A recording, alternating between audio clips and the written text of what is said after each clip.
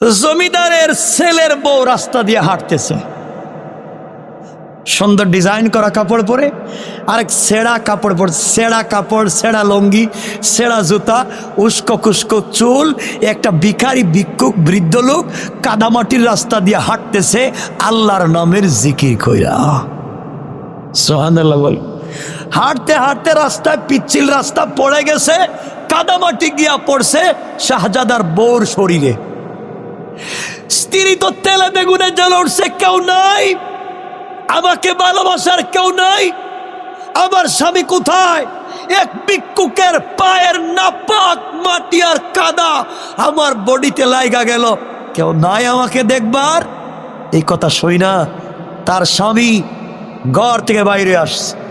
স্ত্রীর পাগল যুবক ঘর থেকে বের হয়ে আইসা হাত লাগায়া আচ্ছা মতো চোরার থাপ্পড় লাগাই দিছে ভিখারিকে। তুই কেমনে আমার স্ত্রীর শরীরে কাদামাটি লাগাই দিলে? ভিখারি মায়ের খায়া দুইটা হাত উপর দিকে উঠাই দিস। আরে আল্লাহ বলেন না আল্লাহু আকবার, বলছে আল্লাহ এই মেয়েটাকে তার স্বামী ভালোবাসে, ভালোবাসার প্রতিদান দিতে আমাকে আইসা মারলো, তাকে সে ভালোবাসে ডাক দিতেই হাজির হয়ে গেছে, আমাকে মারছে। তুমিও নাকি আমাকে ভালোবাসো, আমি আজকে তোমার ভালোবাসার প্রতিদান দেখতে চাই। আল্লাহ তুমিও নাকি আমাকে ভালোবাসো, তোমার ভালোবাসার প্রতিদানটা দেখাও।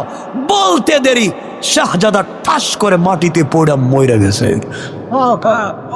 বাদশাহ আসছে, কি রে আমার ছেলে মরে গেল কেন?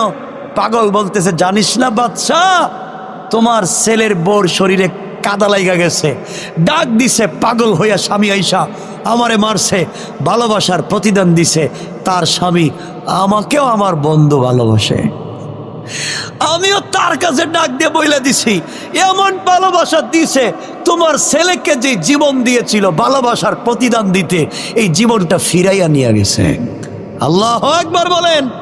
এক যুবক জিনা করছে বনি ইসরাইলে, মুহাম্মদ সাল্লাল্লাহু আলাইহি ওয়াসাল্লাম ধরছেন, পিটাইছেন, গ্রাম থেকে বাইর করে দিয়েছেন। যা যুবক গ্রামের বাহিরে চলে গেছে, জঙ্গলে থাকে, 2 সপ্তাহ হয়ে গেছে, বাড়ি যেতে পারে না, খাবার পায় না, সাকারাতের সময় চলে এসেছে।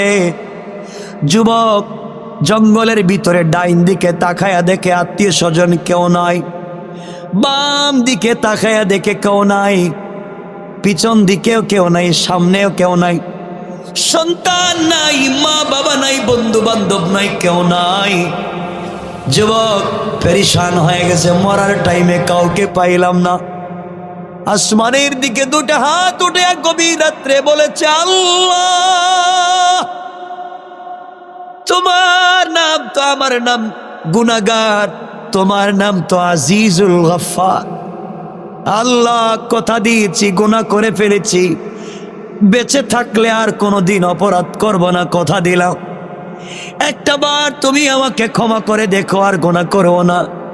মরে যদি যাই তওবা করে কবরে যেতে চাই। অমনি তোমার অনেক পরিচয় শুনেছি, তুমি অনেক দয়ালু, মাফ কইরা দাও। গোলাম যখন চোখের পানি ছেড়ে সেজদায় পড়ে কান্দে, আল্লাহ রাব্বুল ইজ্জাতুল জালাল ডেকে বলছেন, যুবকরে মাথা ওঠা, কান্দিস না, আমি আল্লাহ তোকে মাফ করে দিলাম। যুবক তো মইরা গেছে, সংক্ষেপ মইরা গেছে। মরে যাওয়ার পরে আল্লাহ মূসাকে ঘুম থেকে উঠাইতেছেন, রাত্রে ওঠো। মূসা বলে, আল্লাহ তুই জীবনে কোনোদিন আমার এত রাত্রে ডাকো না, আজকে হঠাৎ এত রাত্রে? মূসা জানিস না আজকে আমার এক পাক্কা ওলি মইরা গেছে, ওলি। আল্লাহু আকবার বলতে লজ্জা হচ্ছে? আরে তোমার রবের পরিচয় দিচ্ছি। ও যুবক, তোমাকে বলছি, জিনা করে ফেলেছো না, মদ খায় ফেলাইছো, টেনশনে ঢুকে গেছো, মাফ চাইতে পারো না। আরে নো টেনশন, জিনা করে ফেলেছো, মদ খেয়ে ফেলেছো, ফেনসিডিল খাইছো, তোমার রব তো এখনো আছেন, কেউ জানে না। রবের কাছে হাত উঠাও, রব বলছে মাফ করে দিলাম, মাফ।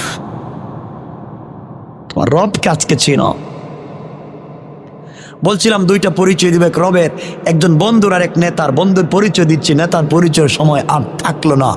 আমার বন্ধুগণ শোনো, আল্লাহ বলছেন, মুসা উঠো, আমার বন্ধু মরে গেছে, আল্লাহ কেমন বন্ধু? অনেক বড় বন্ধু রে মুসা, মরছে তো মরছে, জান্নাত নিয়ে মরছে। সুবহানাল্লাহ বললেন না? আল্লাহ কই দেখতে পারি? অবশ্যই দেখবা, জঙ্গলে যাও, আমার বন্ধুর জানাজার কাফন দাফনের ব্যবস্থা করো। মুসা বলে আল্লাহ তুমি তো চিনো আমারে, বনি ইসরাইলের নবী। বনি ইসরাইল বাকিতে বিশ্বাস করে না, যা পায় নগদ। আগে তুমি বলো তোমার এই বন্ধুর জানাজায় গেলে লাভ কি? নগদ দাও, নগদ। সুবহানাল্লাহ বলবেন না? আল্লাহ জোশে উঠে গেছেন, বলছেন মুসা যাও, যারা আমার বন্ধুর জানাজায় হাজির সবগুলারে মাফ মাফ। মুসা তো বনি ইসরাইলে উঠাইছেন, ওঠো যাও জানাজায় মাফ। পাগলের মতো বনি ইসরাইল উঠছে, গেছে তো জানাজায়। ওখানে জঙ্গলে গিয়া দেখি বা ও তো জেনাকার যুবক, গ্রাম থেকে 2 সপ্তাহে বাইর করে দিছে। কা মুসা আর কত দুষ্টামি করবা, আর কত আমাদেরকে এইভাবে ঘুরাইবা? ময়দানে তিহে জিন্দেগি কাটাইয়া ঘুরাইছো, আবার এখনো ঘুরাইতেছো। এই যুবকটারে মাইরা পিটাইয়া গ্রাম থেকে 2 সপ্তাহে বাইর করে দিলাম, আর তুমি বলছো যুবকটা নাকি আল্লাহর বন্ধু। তোমার এই পাগলামি বন্ধ করো, নাইলে গেলাম।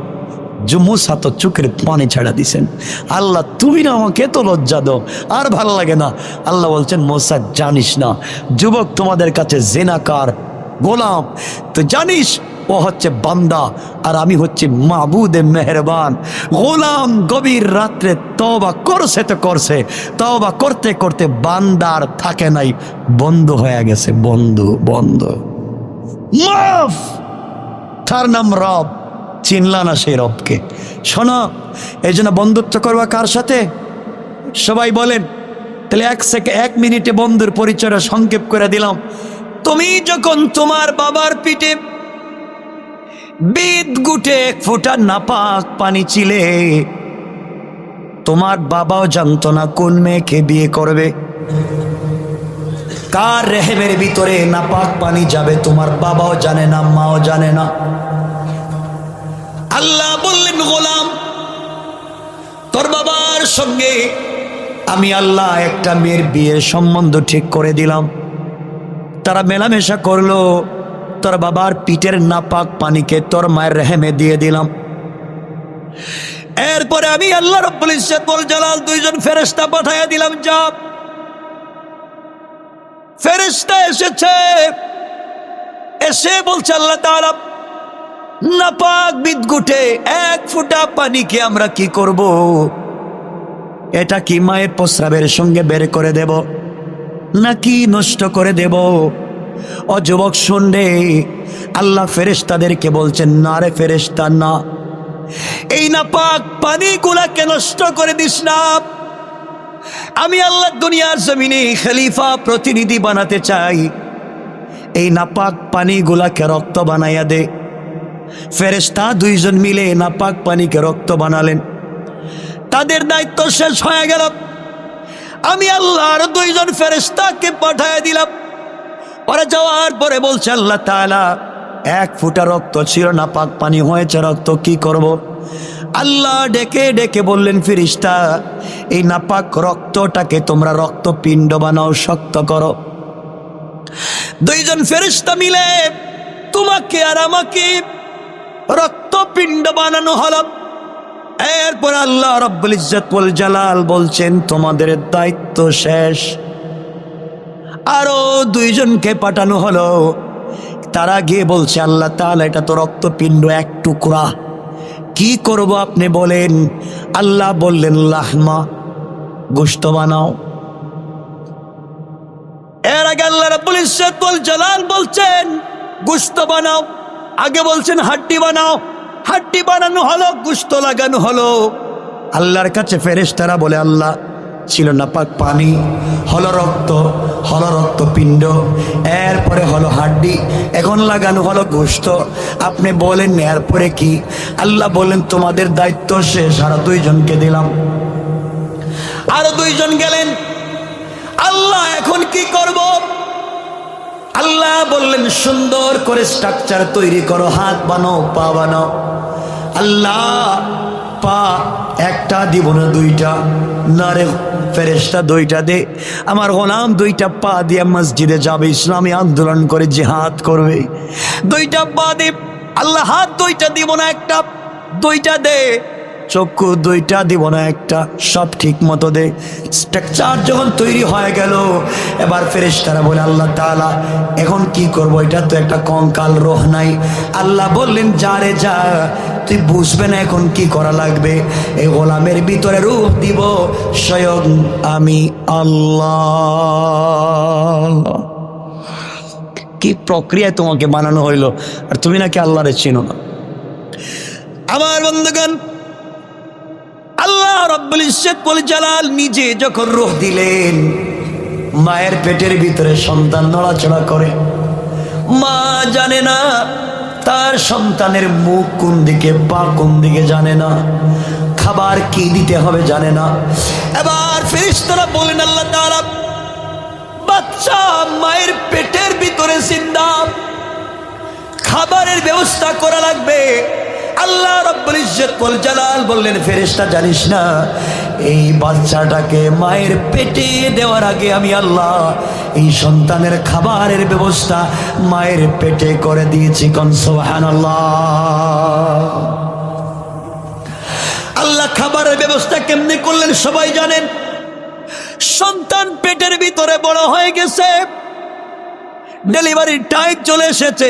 সংক্ষেপ করে বললাম, ফেরেশতারা বলছেন আল্লাহ তাআলা সন্তান আসার রাস্তাটা অনেক ছোট, আসতে পারবে না। আল্লাহ বলছেন জানিস না আমি দুইজন ফেরেশতা পাঠায়া দিয়েছি, ওরা রাস্তাকে পিচ্ছিল করে বড় করে দিবে, বাচ্চাটাকে আসবার সুযোগ করে দিবে। এমন সময় সন্তানের মাথা থাকে মায়ের বুকের দিকে, পা থাকে মায়ের জরায়ুর মুখের দিকে, সন্তান পৃথিবীতে আসতে চায় না। এমন সময় সন্তান তার মাথা দিয়া মায়ের কলিজায় সজোরে আঘাত করে।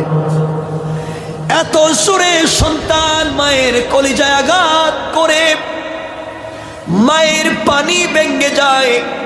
এই জন্যে ডাক্তারেরা বলে মহিলার পানি ভেঙে গেছে, বাচ্চা শুকনায় পড়ে গেছে, যে কোনো একজনকে বাঁচানো যাবে, দুইজনকে বাঁচানো যাবে না। আল্লাহ রাব্বুল ইজ্জত ওয়াল জালাল ফেরেশতা পাঠাইয়া দেয়, সন্তানকে যখন ঘুরাইয়া দেয় মাথাটা জরায়ুর মুখের দিকে করে দেয়, পাটাকে যখন বুকের দিকে করে দেয়, মেডিকেল সায়েন্স বলে মায়ের কলিজার মধ্যে ছোট্ট একটা কালো দাগ। কেন? ওই সময় সন্তানকে যখন ঘুরাইয়া দেওয়া হয়, সন্তান এমন সময় তার পা দিয়া মায়ের কলিজায় সজোরে একটা লাথি মারে। এত জোরে সন্তান মায়ের কলিজায় লাথি মারে, সাথে সাথে মায়ের ব্লিডিং শুরু হয়ে যায়। মা মনে করে আর বাঁচবে না, সবার কাছ থেকে বিদায় নেয়। যেই মা তোমার বাবার বাড়িতে সুন্দর শাড়ি পরে এসেছিল লাল বেনারসি, মেডিকেলে চলে যায়, ওটিতে চলে যায়, হসপিটাল থিয়েটারে চলে যায়, মা তো মরে যাবে কিনা বাঁচবে জানে না। অনেক সময় ডাক্তার বলে দুইজনকে বাঁচানো যাবে না, যে কোনো একজন। মা ডাক্তারের কানে কানে বলে ডাক্তার জীবনে অনেক দিন পৃথিবীতে বেঁচেছি, বসবাস করেছি, আমার বাঁচার ইচ্ছা নাই, তুমি প্রয়োজন বোধে আমাকে মেরে ফেলো, এরপরে হলেও আমার সন্তানটাকে সহি সালামতে দুনিয়ায় নিয়ে আসো। মা ছোট্ট ছোট্ট বাচ্চাদের গলা জড়ায় কান্না করে বলে বাবা মরে গেলে মাফ করে দিবে। কোনদিন মা বলতে পারবে না তুমি আর আমি তো মায়ের গলা জড়ায় কান্না করে বলেছি মা রে মা, ও মা তুমি মরে গেলে কে আমাকে খাওয়াবে, আদর করবে, ঘুম পাড়াবে, গোসল করাবে? মা তুমি ছাড়া যে আমার কেউ নাই। মা যখন ব্লাড যেতে যেতে সন্তানকে দুনিয়ায় ভূমিষ্ঠ করে মা অজ্ঞান, এমন সময় তোমাকে আমাকে কাপড় দিয়ে পেঁচায়া সে অজ্ঞান মায়ের সামনে তুলে ধরে বলে দেখ তোর কি হয়েছে। মা কষ্ট করে চক্ষু খুলে চাঁদ মুখের দিকে তাকায়া 10 মাস 10 দিন ডেলিভারির কষ্ট, 10 মাস 10 দিন পেটে ধরার কষ্ট আর ডেলিভারির কষ্ট ভুলে গিয়া আল্লাহকে ডাক দিয়ে বলে আল্লাহ তাআলা আমার কলিজার টুকরা সন্তানকে বড় বানাইয়া দাও। সংক্ষেপ করে বলি রে মুসলমান, এমন সময় সন্তান পৃথিবীতে আসছে, ফেরেশতারা বলে আল্লাহ তাআলা এই বাচ্চা এখন দুনিয়ার কি খাবে, খাবার কোথায়?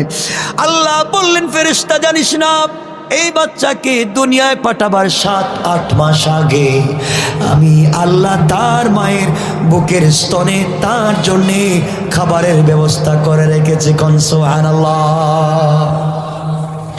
আয় আল্লাহ, সন্তান ঠান্ডার দিনে জন্ম নিয়েছে, মায়ের বুকের দুধ তো ঠান্ডা, মরে যাবে।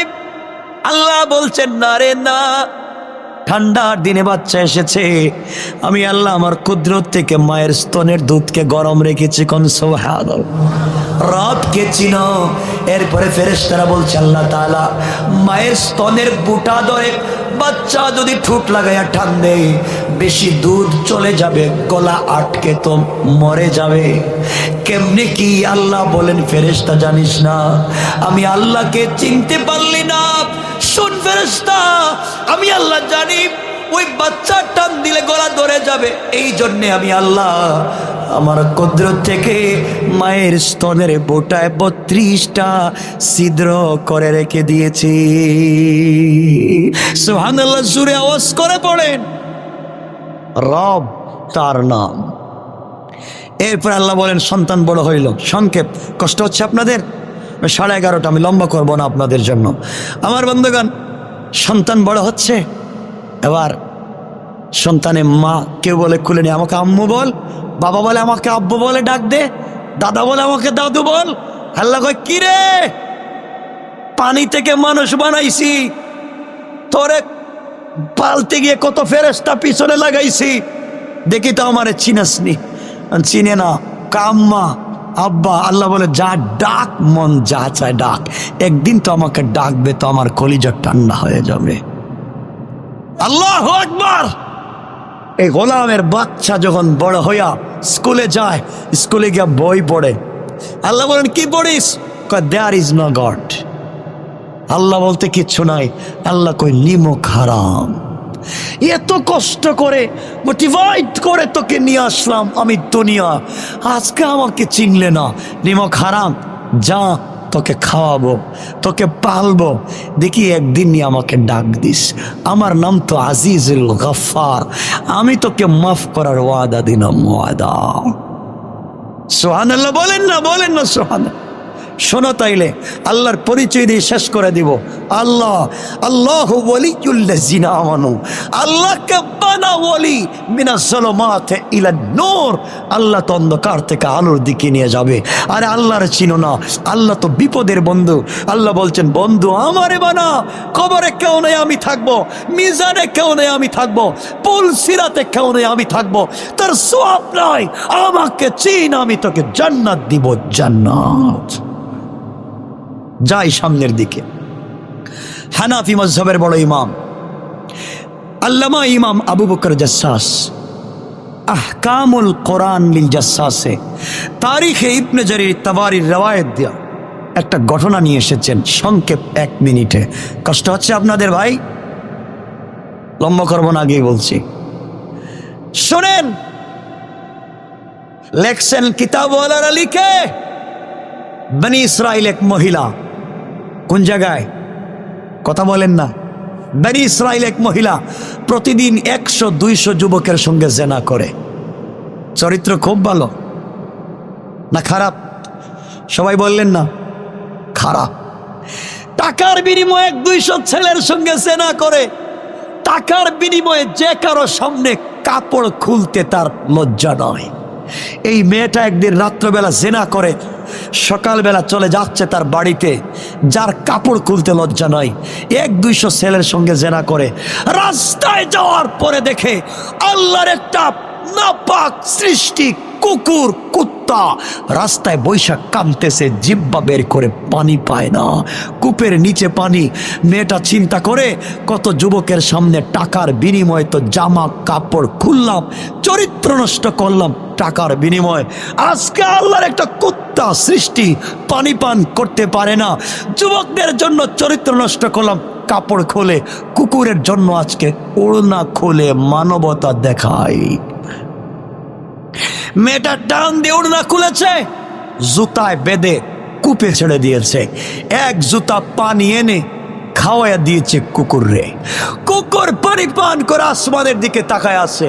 আল্লাহ বলছেন, এই চরিত্রহীন জালেম জালেম নারী, তুই শোন, জিনাকার, প্রতিদিন তো তুই কাপড় খুলে জিনা করে চরিত্র নষ্ট করলে, আর আজকে উড়না খুলে আমার একটা কুত্তা সৃষ্টির জিন্দেগি বাঁচায়া দিলে, যা আমি আল্লাহ তোর উপরে খুশি, তোর জিন্দেগির গুনাহ মাফ মাফ।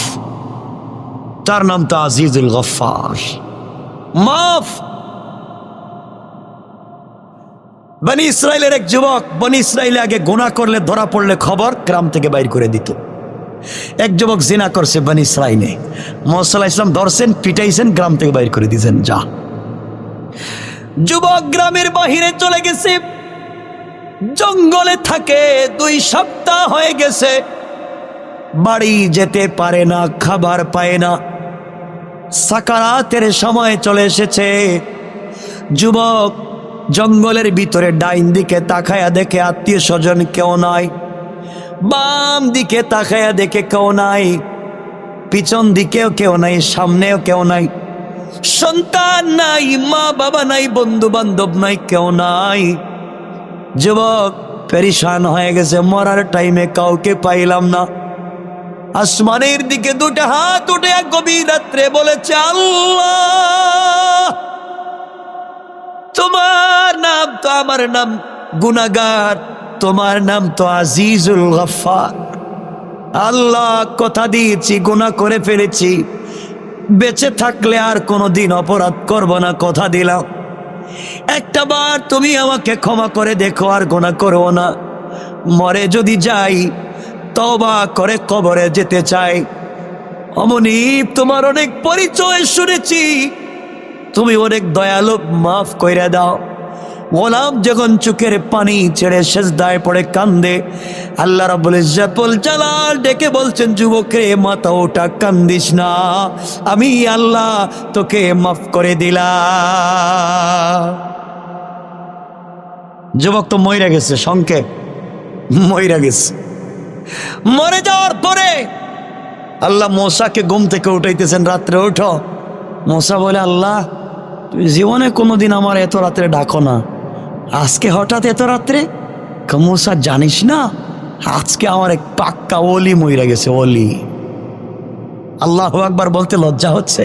আরে তোমার রবের পরিচয় দিচ্ছি।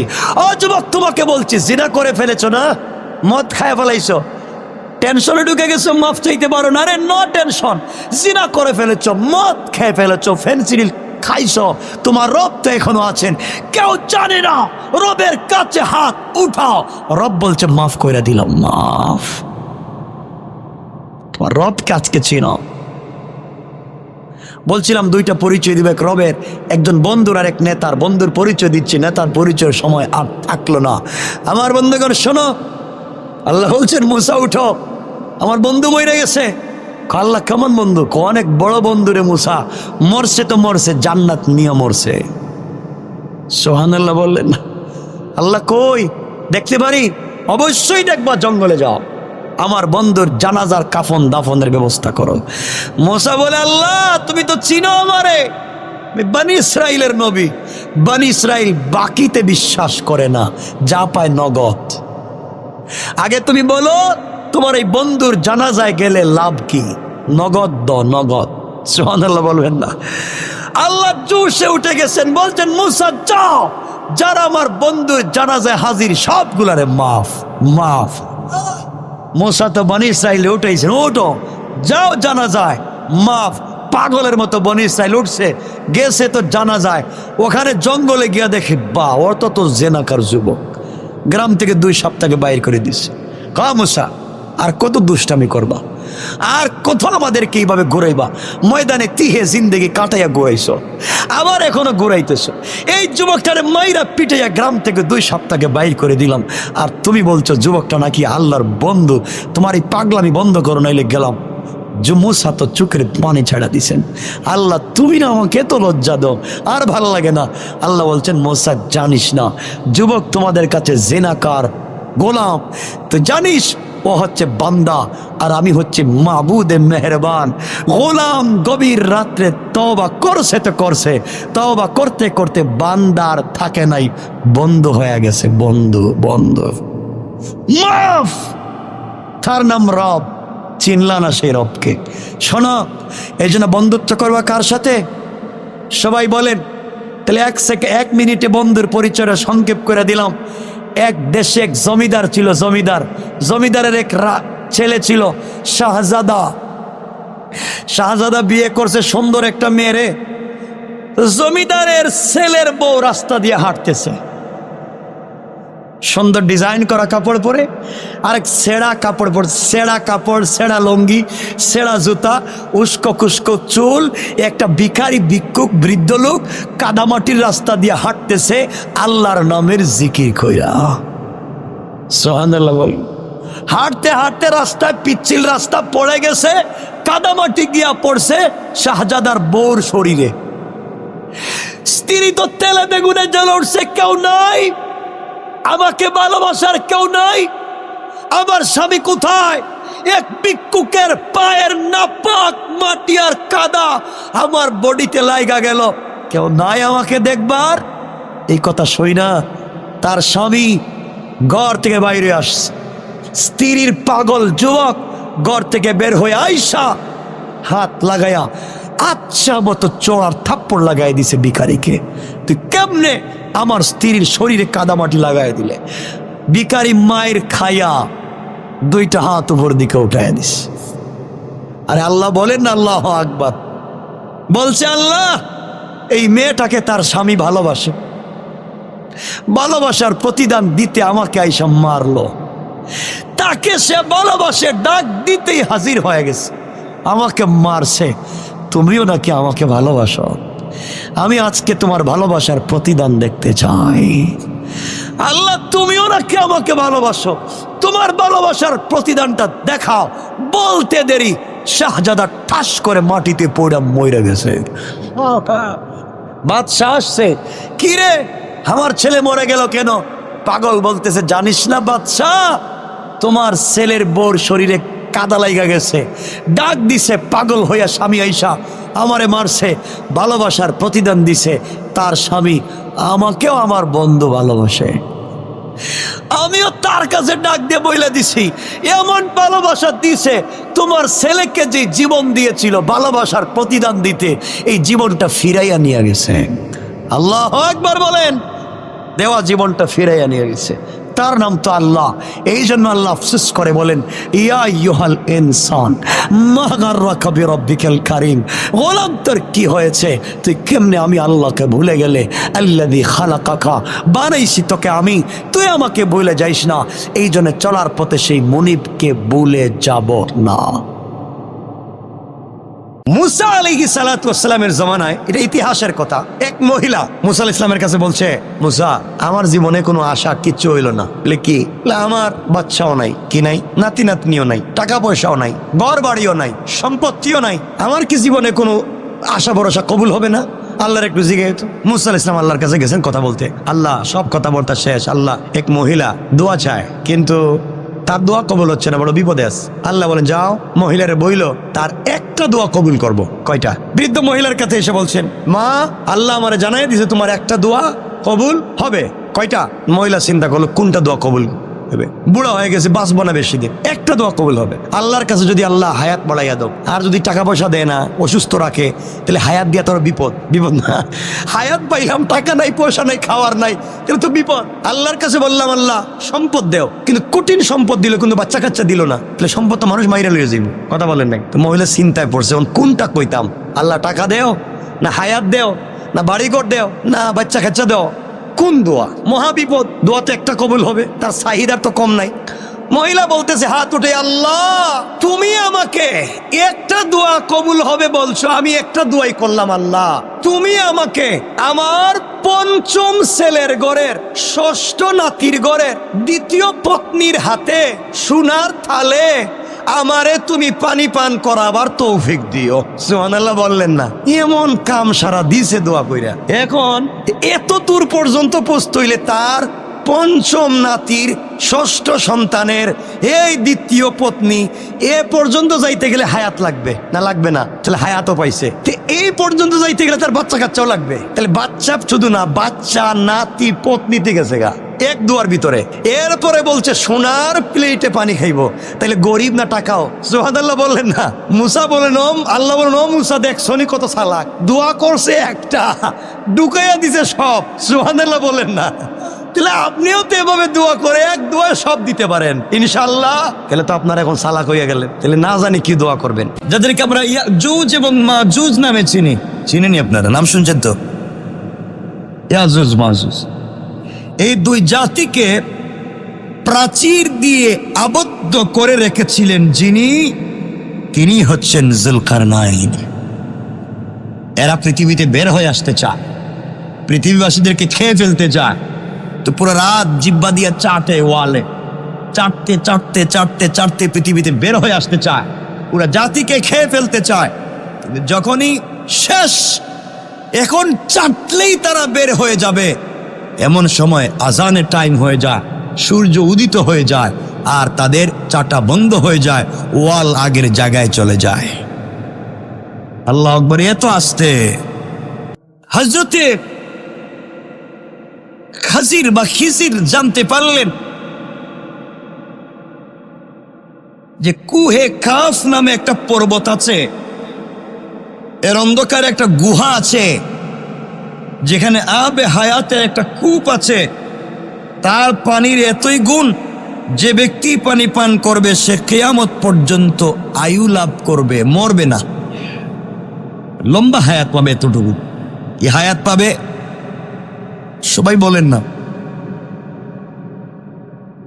সেই পানি দুধের মতো সাদা, বরফের মতো ঠান্ডা, মধুর মতো মিষ্টি এবং সুস্বাদু, মিশকের মতো বেশি সুগন্ধি। জুলকারনাইন যে বাদশা ছিলেন, তার প্রধানমন্ত্রী ছিলেন হযরতে খিজির। হযরতে খিজিরকে সঙ্গে নিয়া বাদশা জুলকারনাইন, বাদশা সিকান্দার, আলেকজান্ডার দি গ্রেট, তিনি বের হলেন এই পানির সন্ধানে। যেভাবেই হোক এই পানির পান করা লাগবেই। এই পুরা জাতিকে দিনের পথে নিয়ে আসতে গেলে হায়াত লম্বা হওয়া দরকার। যেভাবেই হোক এই জাতিকে দিনের পথে আমারে আনা লাগবেই। দেখে তো পানি পাওয়া যায় না। বাইরিস কে? বাদশা জুলকারনাইন। তার প্রধানমন্ত্রীর নাম ছিল, প্রধানমন্ত্রীর নাম কি? যাওয়ার সময় তিনি বড় বড় ওলিয়াদেরকে জিজ্ঞাসা করলেন, কুহে কাফের গভীর অন্ধকার গুহায় তো কিছুই দেখা যাবে না, তখন সেই অন্ধকারে কিভাবে চলাফেরা করব? কারণ এ তো অন্ধকার, এই অন্ধকারে আমি চলবো কেমনে, চিনবো কেমনে? তারা বললেন, এমন কোন মণি মাণিক্য সঙ্গে নিন যা অন্ধকারে আলো ছড়াবে। জুলকারনাইন তখন অন্ধকারে আলো বিকিরণকারী মূল্যবান একটি পাথর খিজিরের হাতে দিয়ে 12 বৎসরের পথ অতিক্রম করার জন্য রওনা হয়ে গেলেন। পুরা পৃথিবীর রাজ কার্যের ভার, বাদশাহীর ভার একজন বিশ্বস্ত সহচরের কাছে, বিশ্বস্ত কর্মচারীর হাতে ন্যস্ত করলেন। পুরা দেশের, পুরা দুনিয়ার বাদশাহী দিলেন একজন বিশ্বস্ত সহচরের কাছে। বিশ্বাস সেটা রাখবে। সঙ্গে নিলেন প্রায় 1000 সহচর। কতজন মানুষ সাথে নিলেন? 1000। প্রয়োজনীয় খাদ্যদ্রব্য নিলেন। দীর্ঘকাল পথ চলার পর, লম্বা কথা সংক্ষেপ করে বলতেছি, এক পর্যায়ে তিনি কুহে কাফে গিয়ে পৌঁছলেন, কিন্তু সূচিবেদ্য ঘাড় অন্ধকার, সবাই পথ হারিয়ে গেলেন। অন্ধকারে কি করলেন? অন্ধকারে কি পথ দেখা যায়? পথ হারিয়ে ফেললেন। অন্ধকারের কারণে 1000 সাথী একে অপর থেকে বিচ্ছিন্ন হয়ে গেলেন। কে কোথায় কারো কোনো খবর নেই। এভাবে চলে গেছে প্রায় 1 বৎসর। অন্ধকারে চলতে চলতে চলতে চলতে কোথায় কে কারো সাথে কারো দেখা নাই, সবাই একদিন ঘুরতে ঘুরতে গিয়া আবার রাজধানীতে বাইরে হইলেন। কোথায়? যারা খুঁজতে আইলেন সব শেষ। কিন্তু হযরতে খিজির আলাইহিস সালাম সেই অন্ধকারের মধ্যে ঘুরে বেড়াতেন, কারণ তার কাছে একটা জিনিস আছে। কি? পাথর। কি মনে আসেনি? তিনি সেটা বাহির করলেন, কারণ পাথর তো তার কাছেই আছে। বাহির করলেন, সাথে সাথে গুহা আলোকিত হয়ে গিয়েছে। সুবহানাল্লাহ বলেন। কিছুক্ষণ অনুসন্ধান করতে করতেই তিনি আবে হায়াত কূপটি পেয়ে গেলেন।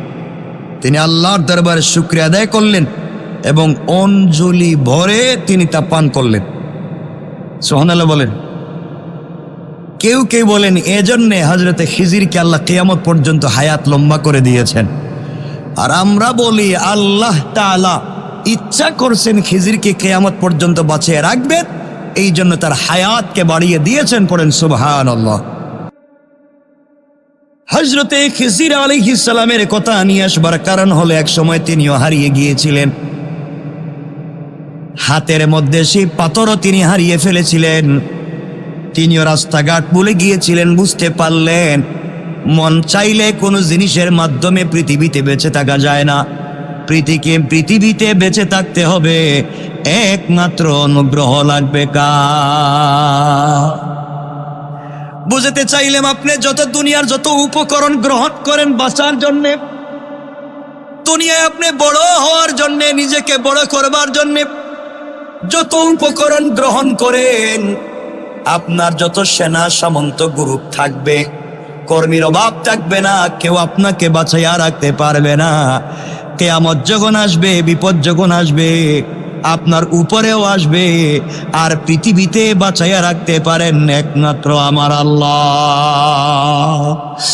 দেখবেন রোড অ্যাক্সিডেন্ট করে গাড়ির 20 জন যাত্রী সবাই মরে গিয়েছে, কোলের বাচ্চার শরীরে একটা আঁচড়ও লাগে নাই, আছে না নাই? নদীতে দেখবেন লঞ্চ ডুবে সবাই মরে গিয়েছে, কিন্তু কুলের বাচ্চাটাকে বাঁচাইয়া রেখেছেন কে? আরো জোরে বলেন কে? আল্লাহ এগুলো পারেন। আল্লাহ রব্বুল ইজ্জত ওয়াল জালাল যাকে ইচ্ছা সেই ফজিলত দান করেন। জুলকারনাইন নিজের ভুলের জন্য অনুতপ্ত হয়ে গেলেন, নিজেকে ইসলাহ করে ফেলেছিলেন। মুসা আলাইহিস সালাম দীর্ঘ আয়ুর চেয়েও আল্লাহ প্রদত্ত আয়ুকে পছন্দ করেছিলেন। আল্লাহ রব্বুল ইজ্জত ওয়াল জালাল মুসা আলাইহিস সালাতু ওয়াস সালামকেও হায়াত দিয়েছিলেন। মুসা আলাইহিস সালাম আল্লাহর উপরে ছেড়ে দিয়েছিলেন, বলছিলেন আল্লাহ যদি চায়, যতদিন আল্লাহ চাইবে ততদিন আমি পৃথিবীতে বেঁচে থাকবো, আল্লাহ যেদিন চাইবে না পৃথিবীতে বেঁচে থাকবো না। আমি এতক্ষণ আলোচনা করে বুঝাতে চাইলাম পৃথিবীতে আমি আপনি যা অর্জন করি সব কিছু দান করেন কে? আরো জোরে বলেন কে? তাহলে আপনি হিংসা করেন কেন? তাহলে হিংসা করেন কেন? আপনার হয় না আমার হয়ে গেছে, আমার হয় না আপনার হয়ে গেছে। আল্লাহ বলছেন যালিকা ফাদলুল্লাহি ইউতি মান ইয়াশা, আমি যাকে ইচ্ছা তাকে দিব, তা আপনি হিংসা করবেন কেন? কথা কি বুঝতে পেরেছেন? দিতে পারেন কে? কেন বললাম আমরা 1 মিনিটে সংক্ষেপ করে দেই। হযরত আজরাইল আলাইহিস সালাতু ওয়াস সালাম সরাসরি এসে জান কবজ করে নিয়ে যান না, তিনি তার বাহিনী পাঠাইয়া দেন। কিন্তু নবীদের কাছে আসার সময় তিনি নিজে আসেন, অনুমতি নিয়ে আসেন। মুসা আলাইহিস সালামের কাছে জিবরাইল ফেরেশতা মানুষের সুরতে এসে অনুমতি চাইলে মুসা আলাইহিস সালাম লোকটিকে জিজ্ঞাসা করলেন তুমি কে? জবাব দিলেন আমি জিবরাইল, আপনার জীবন নিতে এসেছি, আপনাকে দুনিয়ার থেকে নিয়ে যেতে এসেছি, আপনি কি এখন জান কবজ করার অনুমতি দিবেন? মুসা আলাইহিস সালাম ভাবলেন লোকটা হয়তো ফেরাউনের লোক হইতে পারে। কার লোক? কারণ আমাকে মারার জন্য ঘুরতেছে কে? মুসারে মারার জন্য, আমারে না, আমার কথা কইতেছি না, আমারে মারার জন্য আবার কে ঘুরবো? মুসাকে মারার জন্য ঘুরতেছে কে? ফেরাউন এবং ফেরাউনের বাহিনী। আজরাইল এসে যখন বলছেন আমি আজরাইল আপনার জীবন নিতে আসছি, মুসা চিন্তা করছে কি এর আজরাইল, আজরাইল কি তাবারই মানুষের মতনই, এটা মনে হয় আজরাইল না, এটা ফেরাউনের কোন লোক হইব, আমারে ঠকাইয়া মারতে চায়। দিছেন এক থাবড়া, এক থাপ্পড়। কে বলছেন ঘুষি মারলেন, সাথে সাথে আজরাইলের দুইটা চোখ উপড়ে পড়ে গেল, উপড়ে গেল। মানুষ রূপী ফেরেশতা আল্লাহর কাছে বলছেন, আল্লাহ আপনি কার কাছে জীবন নিতে পাঠাইলেন? এই লোকটা তো আমার উপরে বিশ্বাসী রাখলো না, এমন মায়ের দিছে, দুই চৌকি এখন নাই, এমন মায়ের দিছে।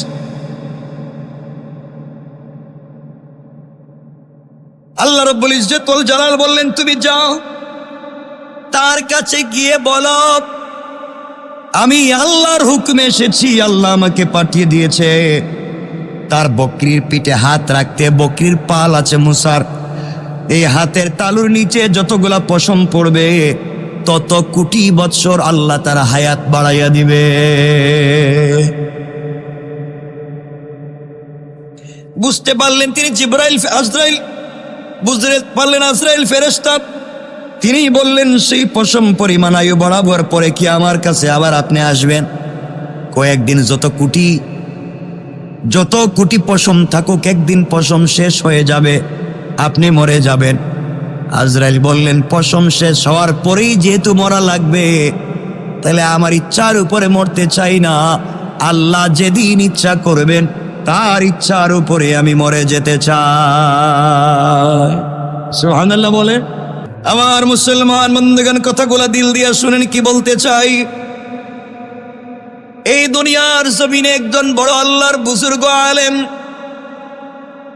চলার পথে, দুনিয়ার জমিনে চলার পথে হাঁটতে হাঁটতে তিনি একটা কবরস্থানের কাছে দিয়ে, গোরস্থানের পাশে দিয়ে চলে যাচ্ছেন। একজন আল্লাহর বুজুর্গ আলিম যাওয়ার সময় তিনি শুনতে পান, কবরের কাছ থেকে শুনতে পান, কবরের ভিতর থেকে কে যেন কোরআন তেলাওয়াত করে। আল্লাহর ওলি দাঁড়িয়ে গেলেন, বুজুর্গ আলেম দাঁড়িয়ে গেলেন। কে রে এত সুন্দর করে কোরআন তেলাওয়াত করে যায়? আমি একা একা হেঁটে যাই, কার কণ্ঠে এত সুন্দর কোরআন তেলাওয়াত শোনা যায়? আল্লাহর ওলি দাঁড়িয়ে গিয়েছেন, খুঁজতে লাগলেন কে যেন কোরআন তেলাওয়াত করে যায়। খুঁজতে খুঁজতে তিনি কোথাও পেলেন না, কাউকে খুঁজে পেলেন না। একটা গুরুস্থান খুঁজে দেখা যায় কোনো মানুষ নাই। আল্লাহর ওলি চক্ষু বন্ধ করলেন, মুরাকাবায় বসে গেলেন। মুরাকাবায় কাশফ হয়ে গেল, তিনি দেখতে পেলেন একজন ব্যক্তি কবরের ভিতরে বসে বসে কবরের ভিতরে কোরআন তেলাওয়াত করে যায়। আল্লাহু আকবার জোরে বলেন। তিনি জানতে চাইলেন কবর থেকে জবাব, তিনি জানতে চাইলেন তুমি এখানে বসে বসে কোরআন তেলাওয়াত করার কারণ কি? আল্লাহর গোলাম জবাব দিচ্ছে, বাইরে আমি পৃথিবীতে ছিলাম একজন কোরআনের হাফেজ, পৃথিবীতে কোরআনের সঙ্গে আমার বড় সম্পর্ক ছিল। মানুষ পুরা বৎসরে এক খতম কোরআন তেলাওয়াত করতে পারত না, আর আমি প্রতিদিন 2 খতম কোরআন তেলাওয়াত না করে ঘুমাই না। সুবহানাল্লাহ। তো আসতে বললেন, আর একটু জোরে বলা লাগবে সুবহানাল্লাহ, আরো জোরে পড়েন। 2 খতম কোরআন প্রতিদিন। এইভাবে আমার চলতে লাগলাম। আমি আল্লাহর কাছে দুনিয়ায় জীবিত থাকতে দোয়া করে বলেছি, আল্লাহ আমি যদি ইন্তেকাল করে কবরে চলে যাই, তোমার কাছে আমি কিছুই জানতে চাইব না, কোনো জিনিস চাইব না। আয় আল্লাহ তাআলা, তুমি শুধুমাত্র কেবলমাত্র আমাকে দুনিয়ায় যেভাবে কোরআন তেলাওয়াতের সুযোগ দিয়েছ, কবরেও তুমি আমাকে কোরআন তেলাওয়াতের সুযোগ দিবা।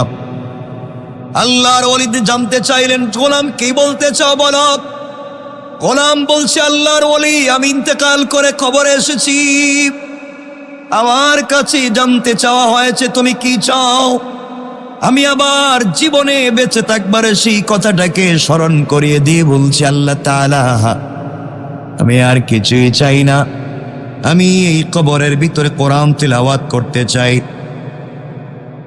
এইভাবে কোরআন তেলাওয়াত করে যাই। অনেক দিন থেকে কোরআন তিলাওয়াত করে যাচ্ছি, আজ পর্যন্ত কোরআন তিলাওয়াত করেছি কমপক্ষে 5 থেকে 8,000 খতম। আরো জোরে পড়েন, 5 থেকে 8,000 খতম কোরআন কবরের ভিতরে আমি তিলাওয়াত করতেছি। এভাবেই আমার দিন চলে যায়। আল্লাহর ওলি কথাগুলো শোনা মাত্র দাঁড়িয়ে বললেন সুবহানাল্লাহ। আল্লাহু আকবার বলেন।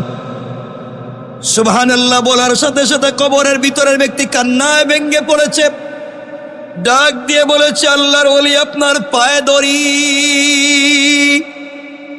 আমি 8,000 বছর কোরআন তিলাওয়াত করেছি, ওই তেলাওয়াতগুলো আপনি নিয়ে নেন, আর আপনার ওই 1 সেকেন্ডের সুবহানাল্লাহর সওয়াবটুকু আমাকে দিয়ে দেন। আল্লাহর ওলি জানতে চাইলেন, যুবক রে, তুমি 8,000 বছরের কোরআন তিলাওয়াত আমাকে দিয়ে দিতে চাও, আর আমার 1 সেকেন্ডের সুবহানাল্লাহ নিয়ে নিতে চাও, কারণ কি জানতে চাই? যুবক জবাব দিচ্ছে, আল্লাহর ওলি, কবরের ভিতরে দীর্ঘদিন থেকে 5 থেকে 8,000 বছর 5 থেকে 8,000 খতম কোরআন তেলাওয়াত করেছি, 1 পয়সারও সওয়াব হয় নাই। আর আপনি যে একবার সুবহানাল্লাহ বলেছেন, আমার 8,000 খতম কোরআন তিলাওয়াতের চাইতে 1 কোটি গুণ বেশি সওয়াবের মালিক হয়ে গিয়েছে।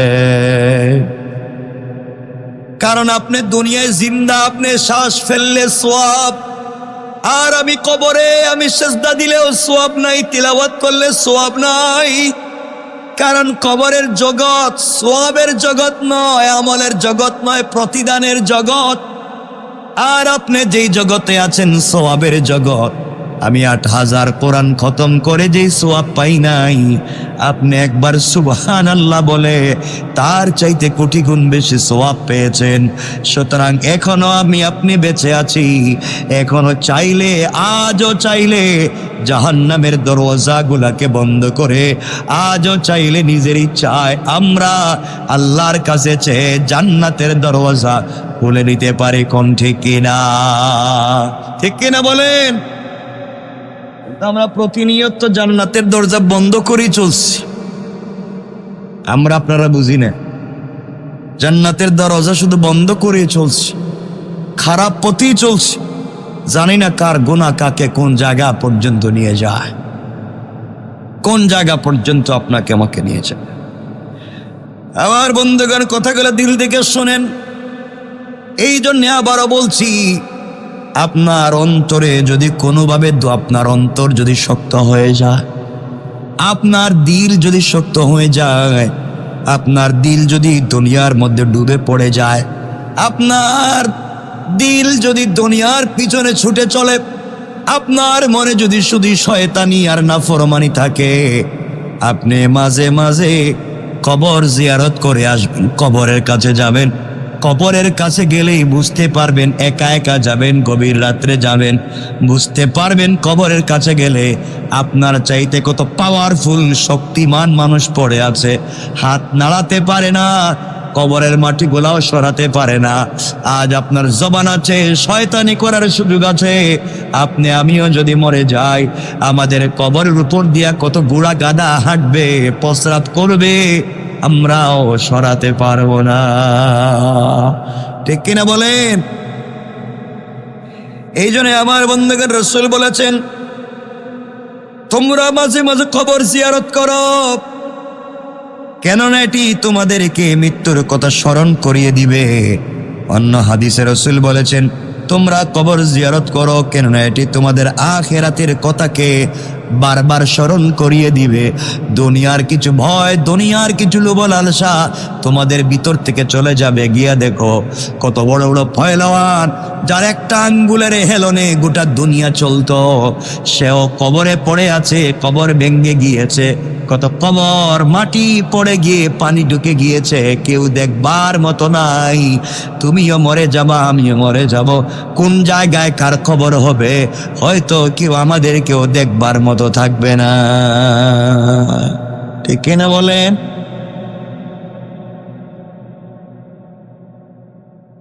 এই জন্যে খুব মনোযোগ দিয়ে শোনেন, দুনিয়ার জমিনে আমাদেরকে কি করা লাগবে? শেখ ইবনে উসাইমিন রাহমাতুল্লাহি আলাইহি বলেন, যখন তোমার হৃদয় উদাসীন হয়ে যাবে, তোমার আত্মা দুনিয়ার জন্য মিশে যাবে, তখন তুমি মাঝে মাঝে কবরের কাছে যাও এবং সেই মানুষগুলাকে নিয়ে চিন্তা ভাবনা করো যারা গতকালও তোমার মতোই এই জমিনের উপরে ছিল, আজ তারা নাই। একটা বার বেইলুরের কাছে যাও, গিয়ে দেখো কালকে যারা গতকালকে ভাই বন্ধুরে নিয়া এখানে সবাই যে আড্ডা মারার জন্যে যায়, ছেলে পেলেরা যায় ওখানে খাওয়ার জন্যে যায়, কাচ্চিপ খাওয়ার জন্যে যায়, সবাই তো ওই বিল্ডিং গুলাতে খাওয়ার জন্যই যাইতো, সবাই বন্ধু বান্ধব নিয়ে খাইতেছিল, কত আড্ডা মারতেছিল, কত হয়তো পানির বোতলে চুমুক লাগিয়েছিল, ওই সময় আজরাইল চলে এসেছে। কত ভাই বিদেশে যাবে, তার পাসপোর্ট রেডি, ভিসাও ঠিক হয়ে গিয়েছে, সেও মরে গিয়েছে।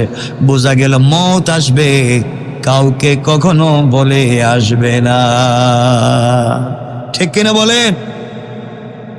এই জন্য দুনিয়ার জমিনে আমাদেরকে চলার পথে মওতকে স্মরণ রাখতে হবে তো ইনশাল্লাহ। বলেন না ইনশাল্লাহ? আরো জোরে বলেন না ইনশাল্লাহ? মওত মরে থাকবে তো।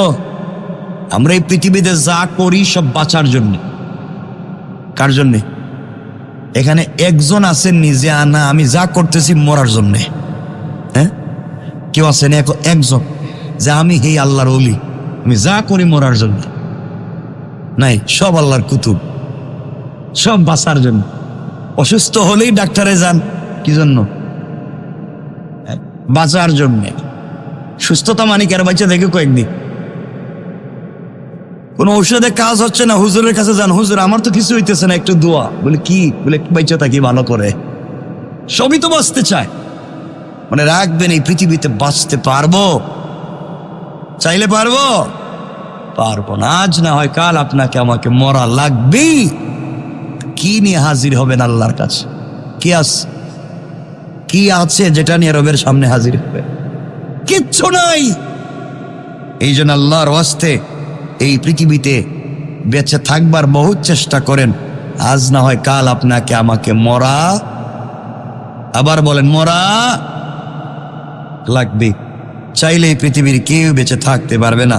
আল্লাহ আমাদের সবাইকে বুঝার তৌফিক দান করুক। সকলে পড়ে না আমি কেন কথাগুলো বলতেছি? আল্লাহ পাক রব্বুল ইজ্জত ওয়াল জালাল চাইলে কাউকে কিয়ামত পর্যন্ত হায়াত বাড়িয়ে দিতে পারেন না?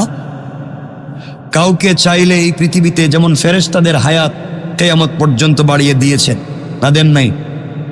কিয়ামত পর্যন্ত ফেরেশতারা বেঁচে আছে, বেঁচে থাকবে।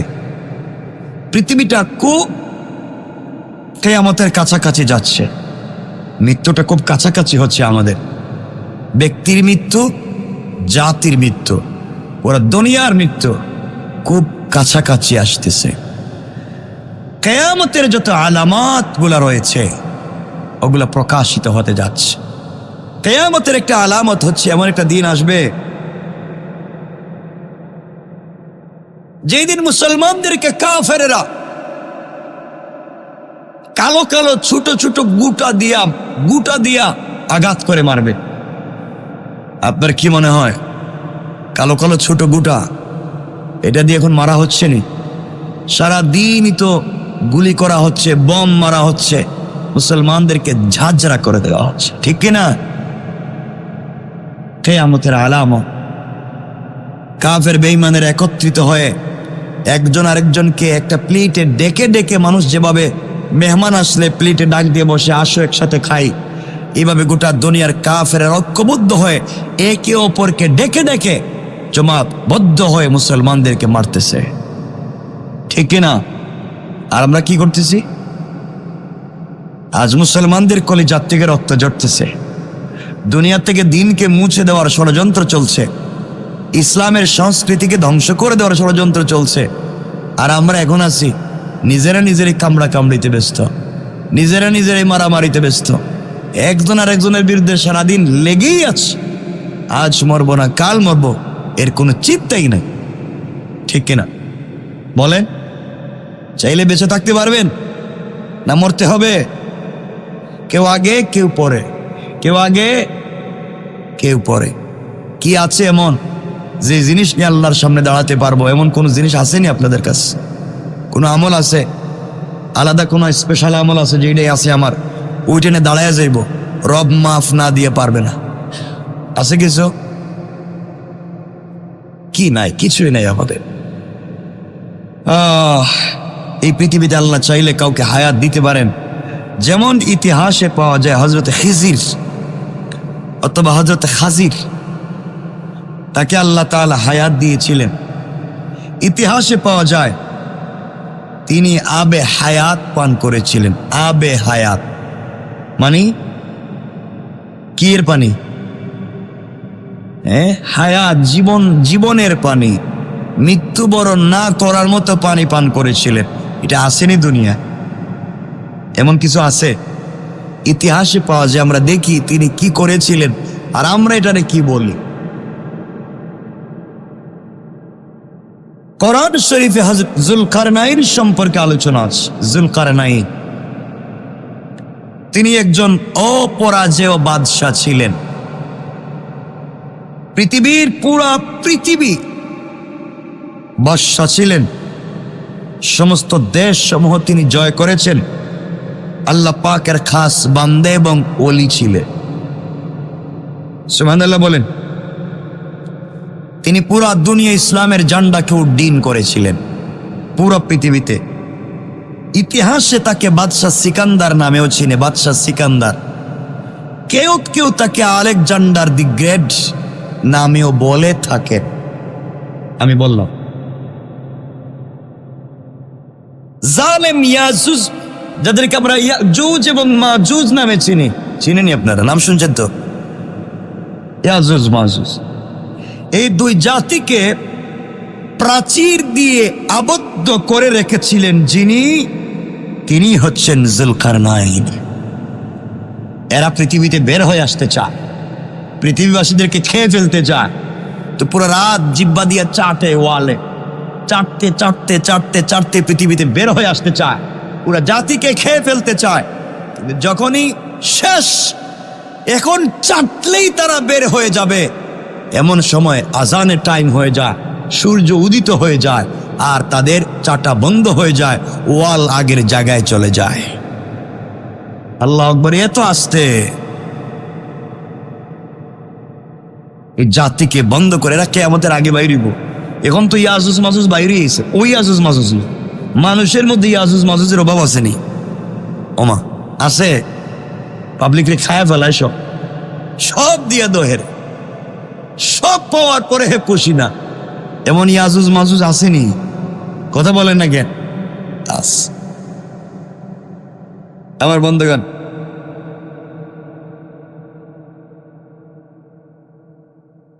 হযরতে খাজির বা খিজির জানতে পারলেন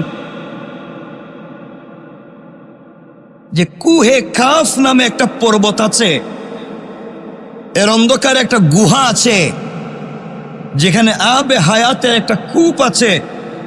তার পানির এতই গুণ, যে ব্যক্তি পানি পান করবে সে কিয়ামত পর্যন্ত আয়ু লাভ করবে, মরবে না, লম্বা হায়াত পাবে। এতটুকু কি হায়াত পাবে? সবাই বলেন না। সেই পানি দুধের মতো সাদা, বরফের মতো ঠান্ডা, মধুর মতো মিষ্টি এবং সুস্বাদু, মিস্কের মতো বেশি সুগন্ধি। যুলকারনাইন যে বাদশাহ ছিলেন, তার প্রধানমন্ত্রী ছিলেন হযরতে খিজির। হযরতে খিজিরকে সঙ্গে নিয়ে বাদশাহ যুলকারনাইন, বাদশাহ সিকান্দার, আলেকজান্ডার দি গ্রেট, তিনি বের হলেন এই পানির সন্ধানে।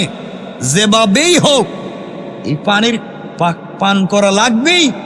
এই পুরা জাতিকে দিনের পথে নিয়ে আসতে গেলে হায়াত লম্বা হওয়া দরকার। যেভাবেই হোক এই জাতিকে দিনের পথে আমারে আনা লাগবেই। দেখে তুই পানি পাওয়া যায় না।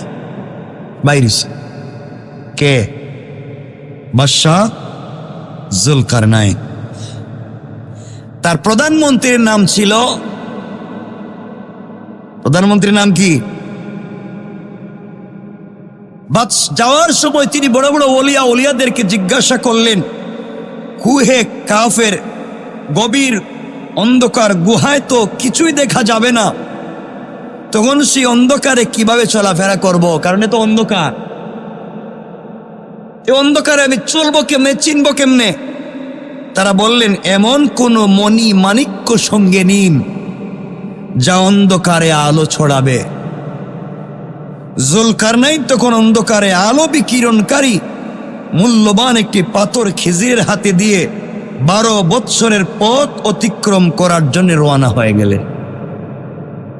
কত বছর? 12 বছর।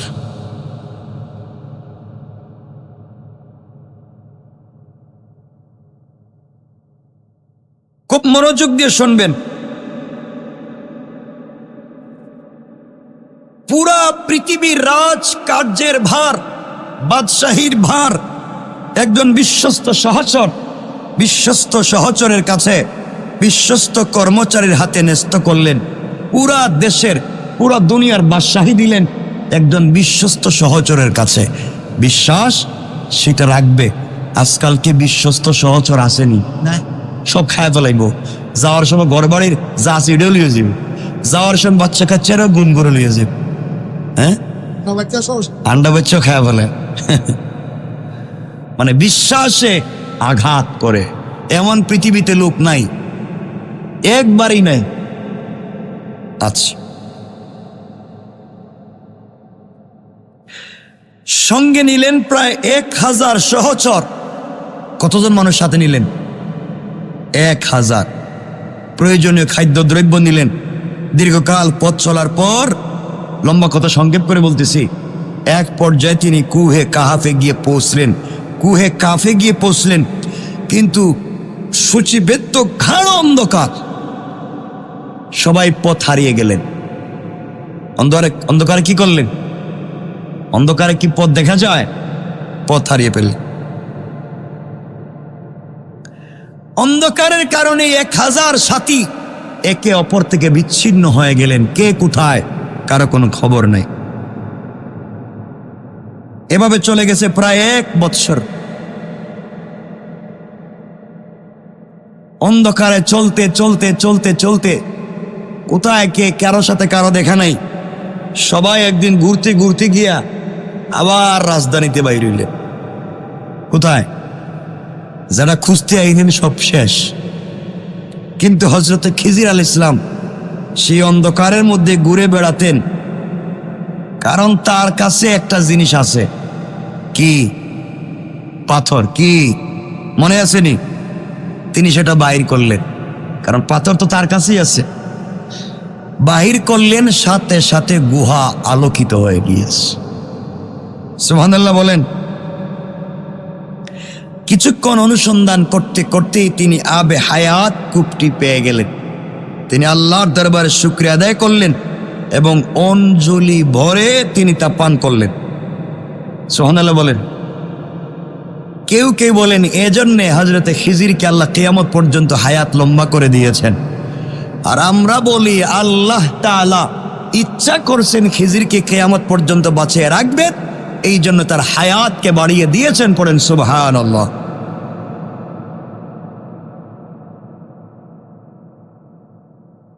এটা ইতিহাস থেকে বলতেছি। কেন বলতেছি সামনে বলবো।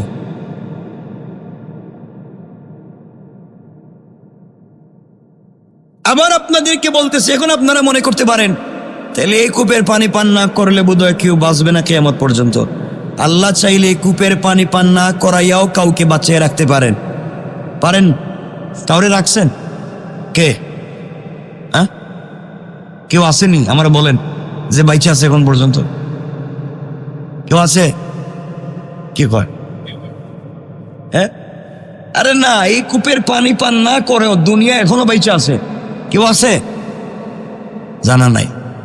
হ্যাঁ, না, তিনি তো দুনিয়া নাই, দুনিয়ার কথা বলতেছে। এই পৃথিবীতে এই আবে হায়াতের পানি পান না করেও বেঁচে আছে শয়তান। শয়তান কে? বাইচে আছে না মরে গেছে? গা না মরে গেছে? আছে না নাই? কোন হায়াতের পানি পান করছে? পানি পান না করেও বেঁচে আছে, এনে বাঁচিয়ে রাখছেন কে? আরো জুড়ে বলেন কে? আল্লাহ চাইলে পারেন কি পারেন না? কিন্তু এখানে একটা ভিন্ন ঘটনার কারণে এটা হচ্ছে। আমার বন্ধুগণ,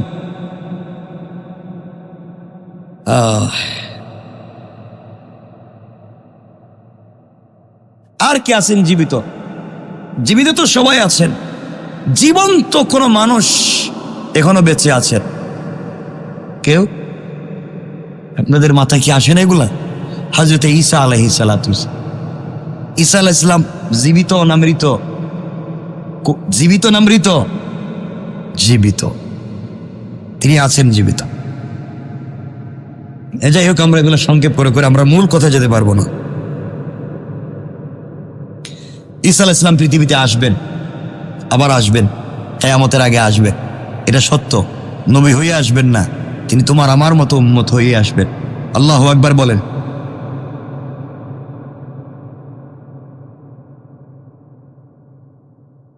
আল্লাহ রাব্বুল ইজ্জত ওয়াল জালাল বলছেন কোরআনে কারীমে,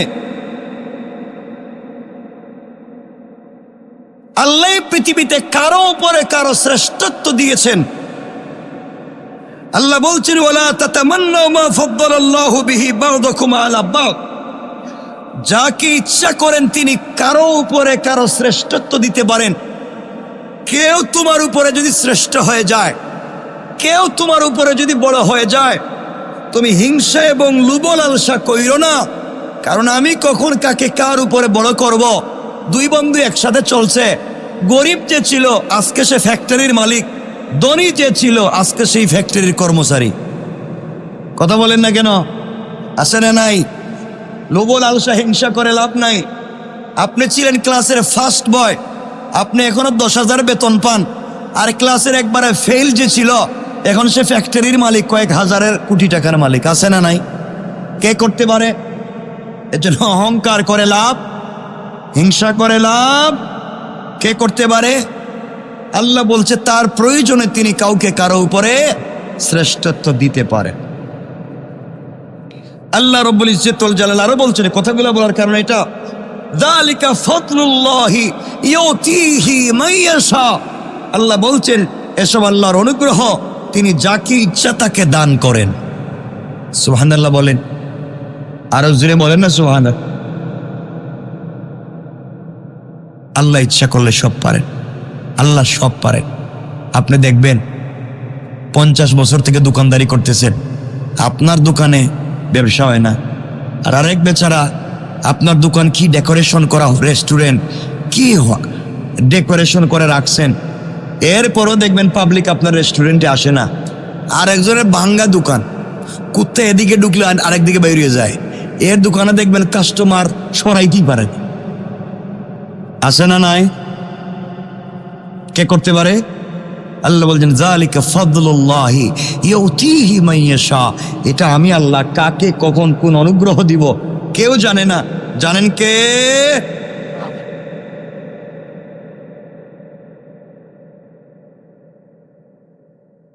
এই জন্য কথাগুলো দিল দিয়ে শুনবেন কি বলতে চাই।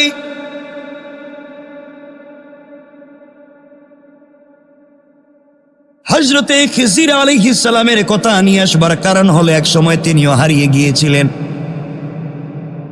হাতের মধ্যে সেই পাথরও তিনি হারিয়ে ফেলেছিলেন। তিনিও রাস্তাঘাট ভুলে গিয়েছিলেন, বুঝতে পারলেন মন চাইলে কোনো জিনিসের মাধ্যমে পৃথিবীতে বেঁচে থাকা যায় না। পৃথিবীতে বেঁচে থাকতে হবে একমাত্র অনুগ্রহ লাগবে কার? বুঝতে চাইলাম আপনি যত দুনিয়ার যত উপকরণ গ্রহণ করেন বাঁচার জন্য, দুনিয়ায় আপনি বড় হওয়ার জন্য, নিজেকে বড় করবার জন্য যত উপকরণ গ্রহণ করেন, আপনার যত সেনা সামন্ত গ্রুপ থাকবে, কর্মীর অভাব থাকবে না, কেউ আপনাকে বাঁচাইয়া রাখতে পারবে না। কিয়ামত যখন আসবে, বিপদ যখন আসবে, আপনার উপরেও আসবে, আর পৃথিবীতে বাঁচাইয়া রাখতে পারেন একমাত্র আমার আল্লাহ। দেখবেন রোড অ্যাক্সিডেন্ট করে গাড়ির 20 জন যাত্রী সবাই মরে গিয়েছে, কোলের বাচ্চার শরীরে একটা আঁচড়ও লাগে নাই। আছে না নাই? নদীতে দেখবেন লঞ্চ ডুবে সবাই মরে গিয়েছে, কিন্তু কুলের বাচ্চাটাকে বাঁচাইয়া রেখেছেন কে? আরো জোরে বলেন কে? আল্লাহ এগুলো পারেন। আল্লাহ রব্বুল ইজ্জত ওয়াল জালাল যাকে ইচ্ছা সেই ফজিলত দান করেন। জুলকারনাইন নিজের ভুলের জন্য অনুতপ্ত হয়ে গেলেন, নিজেকে ইসলাহ করে ফেলেছিলেন। মুসা আলাইহিস সালাম দীর্ঘ আয়ুর চেয়েও আল্লাহ প্রদত্ত আয়ুকে পছন্দ করেছিলেন। আল্লাহ রব্বুল ইজ্জত ওয়াল জালাল মুসা আলাইহিস সালাতু ওয়াস সালামকেও হায়াত দিয়েছিলেন। মুসা আলাইহিস সালাম আল্লাহর উপরে ছেড়ে দিয়েছিলেন, বলছিলেন আল্লাহ যদি চায়, যতদিন আল্লাহ চাইবে ততদিন আমি পৃথিবীতে বেঁচে থাকবো, আল্লাহ যেদিন চাইবে না পৃথিবীতে বেঁচে থাকবো না। আমি এতক্ষণ আলোচনা করে বোঝাতে চাইলাম পৃথিবীতে আমি আপনি যা অর্জন করি সব কিছু দান করেন কে? আরো জোরে বলেন কে? তাহলে আপনি হিংসা করেন কেন? তাহলে হিংসা করেন কেন? আপনার হয় না আমার হয়ে গেছে, আমার হয় না আপনার হয়ে গেছে। আল্লাহ বলছেন যালিকা ফাদলুল্লাহি ইউতি মান ইয়াশা, আমি যাকে ইচ্ছা তাকে দিব, তা আপনি হিংসা করবেন কেন? কথা কি বুঝতে পেরেছেন? দিতে পারেন কে? কেন বললাম আমরা 1 মিনিটে সংক্ষেপ করে দেই। হযরত আজরাইল আলাইহিস সালাতু ওয়াস সালাম সরাসরি এসে জান কবজ করে নিয়ে যান না, তিনি তার বাহিনী পাঠাইয়া দেন। কিন্তু নবীদের কাছে আসার সময় তিনি নিজে আসেন, অনুমতি নিয়ে আসেন। মুসা আলাইহিস সালামের কাছে জিব্রাইল ফেরেশতা মানুষের সুরতে এসে অনুমতি চাইলে মুসা আলাইহিস সালাম লোকটিকে জিজ্ঞাসা করলেন তুমি কে? জবাব দিলেন আমি জিব্রাইল, আপনার জীবন নিতে এসেছি, আপনাকে দুনিয়ার থেকে নিয়ে যেতে এসেছি, আপনি কি এখন জান কবজ করার অনুমতি দিবেন? মুসা আলাইহিস সালাম ভাবলেন লোকটা হয়তো ফেরাউনের লোক হইতে পারে, কার লোক? কারণ আমাকে মারার জন্য ঘুরতেছে কে? মুসারে মারার জন্য, আমারে না, আমার কথা কইতেছি না, আমারে মারার জন্য আবার কে ঘুরবো? মুসাকে মারার জন্য ঘুরতেছে কে? ফেরাউন এবং ফেরাউনের বাহিনী। আজরাইল এসে যখন বলছেন আমি আজরাইল আপনার জীবন নিতে আসছি, মুসা চিন্তা করছে কি আর আজরাইল? আজরাইল কি তাবারি মানুষের মতনই? এটা মনে হয় আজরাইল না, এটা ফেরাউনের কোন লোক হইব, আমারে ঠকাইয়া মারতে চায়। দিছেন এক থাবড়া, এক থাপ্পড়। কে বলছেন ঘুষি মারলেন, সাথে সাথে আজরাইলের 2টা চোখ উপড়ে পড়ে গেল, উপড়ে গেল। মানুষ রূপী ফেরেশতা আল্লাহর কাছে বলছেন আল্লাহ আপনি কার কাছে জীবন নিতে পাঠাইলেন? এই লোকটা তো আমার উপরে বিশ্বাসী রাখলো না, এমন মায়ের দিছে, 2 চৌকি এখন নাই, এমন মায়ের দিছে।